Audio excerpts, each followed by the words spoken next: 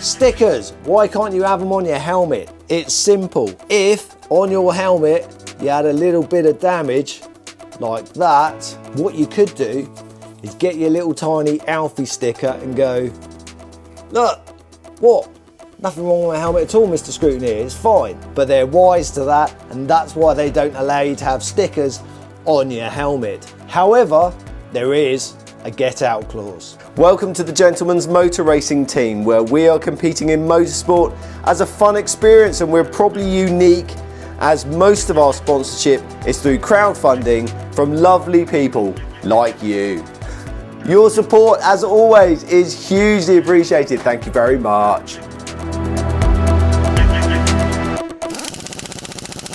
Now this is my really lovely Stilo Venti WRC helmet that was kindly funded by Arson Fire, who make some amazing chili jams and sauces based here on the Isle of Wight in Adgeston Vineyard. Just want to give them a shout out and say what lovely people they are. So go and check out their website, or if you're on the island, go and visit their vineyard. Not only is it a nice place to buy your stuff, they have all sorts of social events during the summer. Anyway, back to helmets. Yes, you can't have stickers on your helmet. However, Mr. Stilo obviously can. So there you go. That, I wouldn't say that's a sticker, that's more like a transfer. And there's Stilo on the back, and there's the size. So you would say, well, if you can't have stickers, why can the manufacturer not have stickers? Now, just to be clear, it's Motorsport UK that won't let you put stickers on your helmet if you're doing speed events such as sprints, hill climbs, or rallies. I'm not sure if there are other events that they stipulate this in. You'll have to look in the blue book. However, why are they so strict?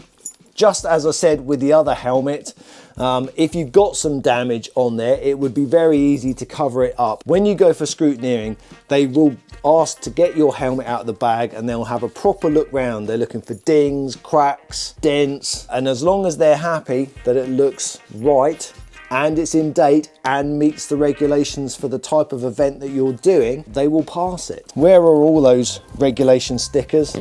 They're all in there. In the bottom. So for example, this one not only has a hologram, it's an SA 2020 Schnell sticker in there, and it says that it's an FIA standard 8859 2015, which at the moment meets all the regulations for stage rallying, which is great. You may have noticed this sticker here. What is that? Okay, so when you bring your helmet for the first time for scrutineering and they inspect it and they go, yep, that's cool, you have to buy a Motorsport approved inspection sticker. So this one has a number on it. It was issued in 2023 and you have to buy it off them. Unfortunately, I think like £2.50, something like that.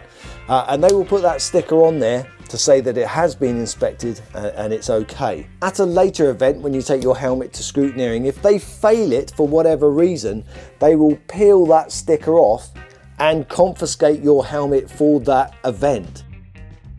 The whole reason for peeling the sticker off is it says fail on it, and the reason that they confiscate it is basically otherwise you could take it to another scrutineer who may not be so strict, or you may cover it up or whatever, and hopefully pass. So at the end of the event, they will give you your helmet back. The reasons that they state that you're not allowed to put your own stickers on the helmet is, just like I said at the beginning of the video, it's that you could be covering up some imperfections or damage, and they also say that the glue on some stickers can affect the structure of the helmet. Personally, I think that's a load of But the reason that I wanted to make this video is because Arson Fire was so kind to, sponsor and support the buying of this helmet. I wanted some Arson Fire stickers on it. Wouldn't that be awesome to sort of as a big thank you to them? However, I'm not allowed to do it. I had a eureka moment, and I spoke to our local scrutineer who spoke to his superiors, and I said, what about the peak? Peak's not part of the helmet, it's plastic. Can I put it on the peak? Because often you see helmets that have visors, and they'll have strips along the front, with their sponsors on or something like that. And basically they come back and said, yep, you can put whatever stickers you want on the peak. You can put stickers on the visor. However, if the scrutineer deems that those stickers on the visors are impeding your vision, they may fail it. Peak it is. So I wonder if I can make a sticker fit. Gotta find a sticker. In amongst my Arse and Fire sticker packs, look. I should have. Where's that gone? Well, I did have a sticker pack.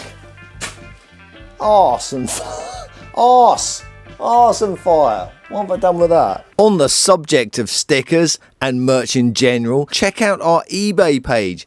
We're trying to fund tyres by selling merch. Not only have we got stickers, we've got mugs, we've got t-shirts and hoodies.